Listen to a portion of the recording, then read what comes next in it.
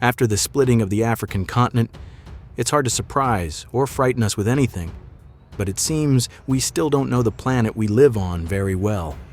Something strange is happening right beneath Americans' feet. Scientists remained silent about this for years, but recent data has rocked the scientific community.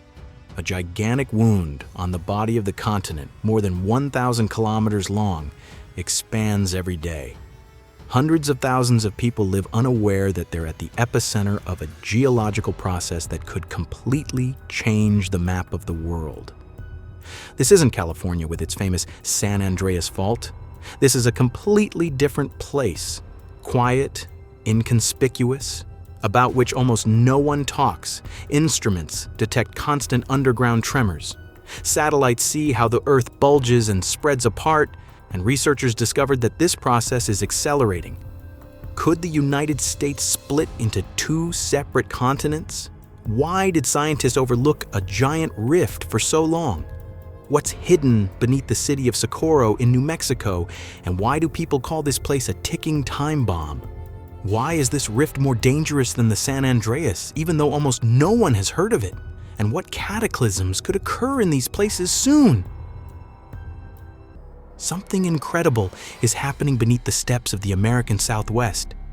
Every year, thousands of tourists drive along the scenic roads of New Mexico and Colorado, admire the mountains, photograph sunsets over the desert. They cross valleys, not understanding that they're at the epicenter of a geological catastrophe unfolding right beneath their feet. A crack more than 1,000 kilometers long from the snow-capped peaks of Colorado to the Mexican border. This is the Rio Grande Rift, and it could change the map of the world.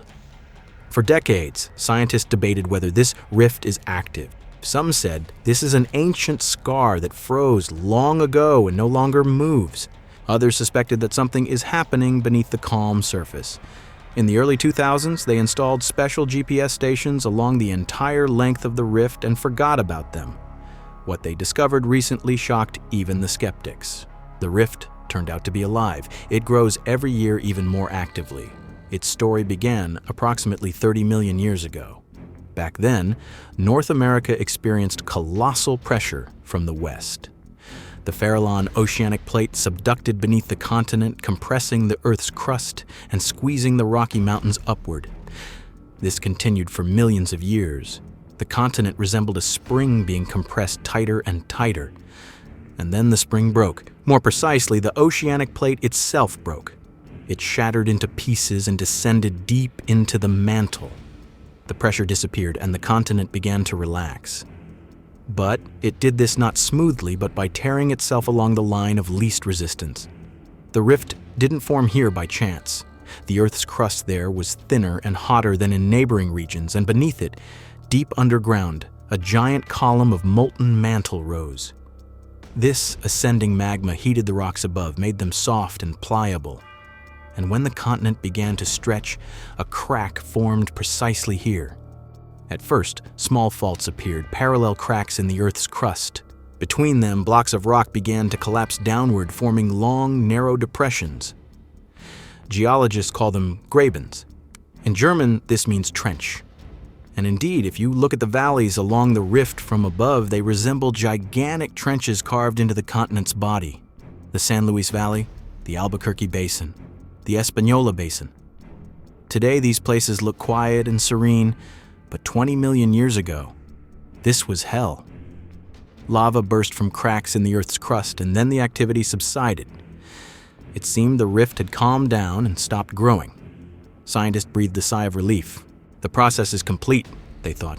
The continent no longer splits, but they were wrong. Some time ago, the rift awoke again, and here's where it gets really interesting.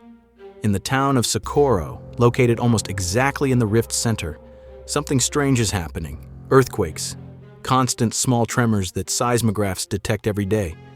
The ground slowly rises, literally bulges, as if something is pushing on it from below.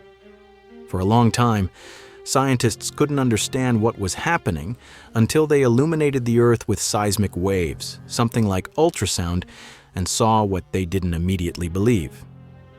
Beneath Socorro, at a depth of 19 kilometers, lies a gigantic lake of magma.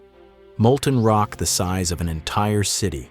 The temperature there exceeds 1,000 degrees Celsius, and this lake is growing. Every year, more magma flows into it from the mantle's depths.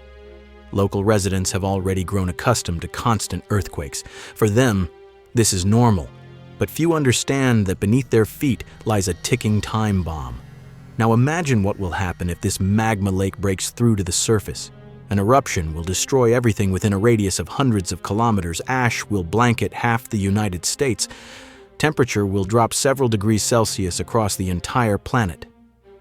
In 2012, the Institute for Environmental Research published data that forced everyone to reconsider all assessments. It turned out the Rio Grande Rift is much wider than previously thought. It doesn't end at the foot of the Rocky Mountains. It extends further east, going beneath the Great Plains. The crack pierces the continent like a spear. This discovery changed everything. If the rift is this huge, then the accumulated energy is colossal. That means the probability of a major earthquake is much higher than previously believed. And indeed, in recent years, seismic activity in the region has been growing. 2011, a series of tremors in central Colorado. 2014, an earthquake with a magnitude of 5.3 near the New Mexico border. 2016, new tremors in the Socorro area. Each individual event looks insignificant, but when you gather them together, an alarming picture emerges. The rift also manifests through earthquakes.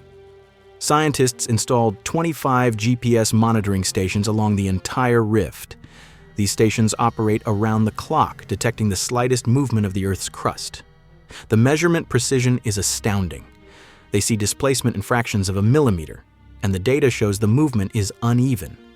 In some places, the plates diverge faster, in others, slower. This creates stress in the Earth's crust.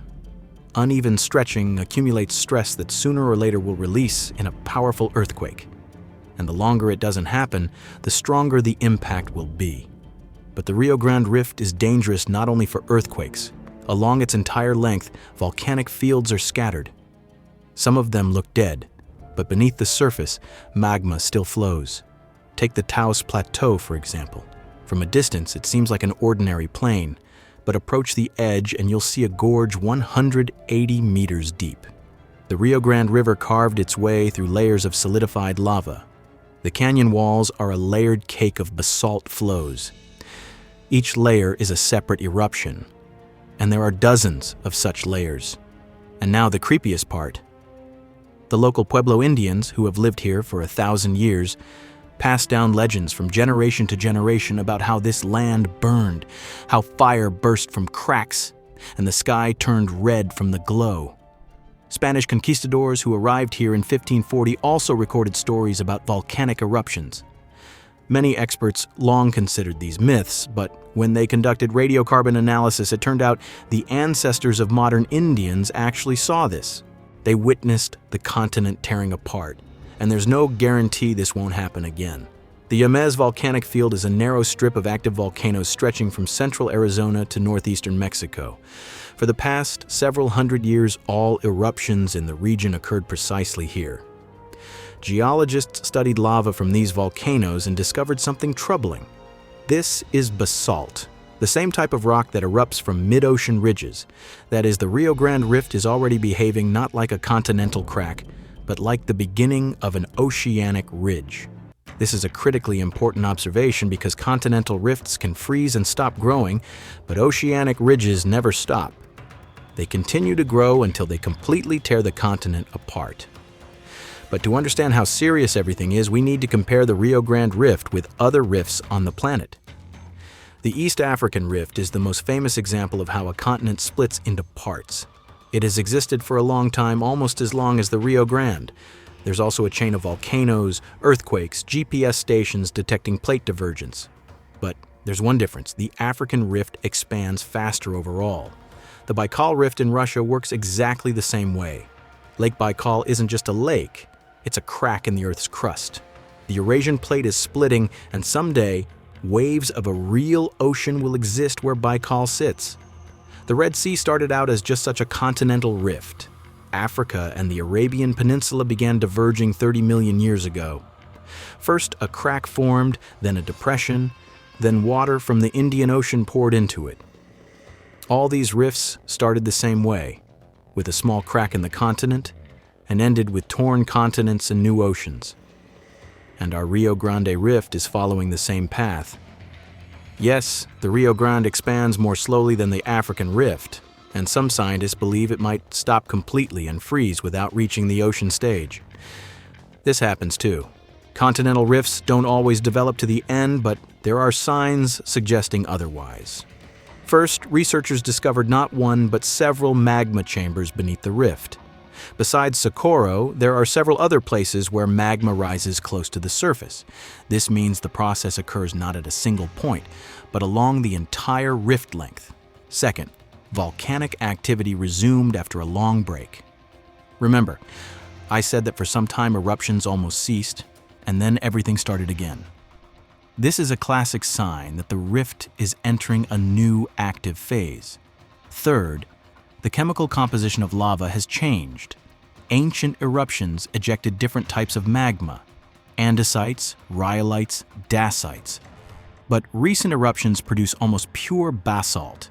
This means magma now rises directly from the mantle without long delays in intermediate chambers. The process is accelerating, and finally, there's GPS data. Yes, the rift expands not so quickly, but this speed isn't constant. It fluctuates.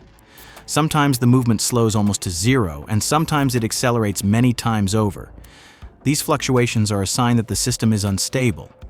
Now, about what all this means for people. Millions of people live along the Rio Grande Rift. Albuquerque, New Mexico's largest city with a population exceeding 900,000. Santa Fe, the state capital, another 200,000, plus dozens of smaller towns and villages. Most buildings there are constructed according to standards that don't account for seismic danger because, until recently, the region was considered geologically calm. Earthquakes occurred rarely and had little strength. But now, the situation is changing. In 2012, authorities in New Mexico and Colorado commissioned a seismic hazard study. The results proved disappointing. The probability of an earthquake with a magnitude of 6.0 or greater in the next 50 years exceeds 10%. And magnitude 6.0 is already serious. Such an earthquake destroys buildings, tears up roads, breaks power lines. And this is only the direct danger from earthquakes. There are also indirect consequences. New Mexico authorities are currently developing evacuation plans and building shelters. But this is a drop in the bucket. It takes years and billions of dollars to prepare the region for a possible catastrophe. But there's no money because most people don't believe the danger is real. So it becomes a vicious circle. Scientists show real facts, but no one hears them because the rift grows slowly, imperceptibly. People don't see the threat until it strikes. Recently, they discovered that the Earth's crust beneath the rift has thinned from 40 to 50 kilometers down to 25 to 30 kilometers. This is a huge difference. Thin crust means it's easier for magma to break through to the surface, that eruptions will be more likely. And one more discovery. Beneath the rift flows an entire river of magma. Not a lake, like beneath Socorro, but an actual stream. It stretches from Arizona to northern Mexico, following the rift's contour. This stream feeds all the region's volcanoes, and it's growing. Data shows the amount of magma is increasing. Now to the main question, what happens next? Will the Rio Grande Rift tear North America into two parts? Scientists are still debating. Some say, yes, the process has already begun, and stopping it is impossible. The western part of the United States will separate and begin drifting into the Pacific Ocean, and a new sea will form between it and the rest of America. Other scientists disagree. They point out that the rift expands too slowly. Perhaps the process will stall and the rift will turn into a dead scar, like many other ancient rifts on the planet. But there's one important nuance that few discuss. The speed of geological processes can change dramatically. A rift can grow slowly and then suddenly accelerate dozens of times. This is exactly what happened in East Africa. There, the rift slept for millions of years. And then in 2005, a crack 56 kilometers long formed within days. And finally, even if the Rio Grande Rift doesn't tear the continent apart, it will still continue to grow. Earthquakes will intensify. Volcanoes will erupt. Cities will suffer from natural disasters. Yes, this isn't the end of the world. It's just the life of the planet.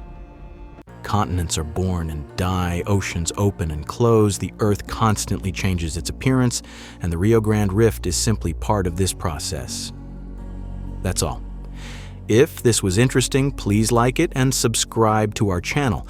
This will really help in developing the project.